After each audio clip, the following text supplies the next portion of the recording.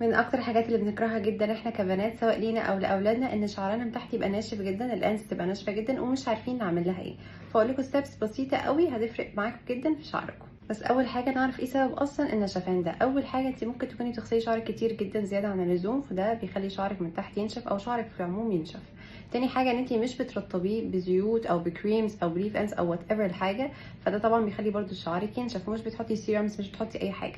تالت حاجه ان انت اصلا ممكن تكون فروه راسك مش بتفرز الزيوت الطبيعيه اللي المفروض تكون بتفرزها، فده برضو بيخلي شعرك ناشف جدا.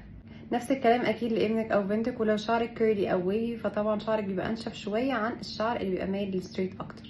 ومن احلى الزيوت اللي هتنفع شعرك قوي في موضوع الدراينس ده النشفان هو السويت الموند اويل، اللي هو زيت اللوز الحلو. حلو جدا لان هو خفيف على الشعرايه، فبيبقى سهل جدا ان هو يبنتريت الشعرايه، يعني يخترق الشعرايه نفسها ويرطبها احسن حاجه. تاني اويل وهو زيت السمسم، لان هو فعلا ماي فيفورت، يعني هو احلى حاجه بترطب لي شعري، لان هو فعلا بيديله زي هيلثي شاين كده، لمعه طبيعيه حلوه جدا، فبيرطب شعري كويس جدا وفي نفس الوقت بيديكي شاين لذيذه قوي.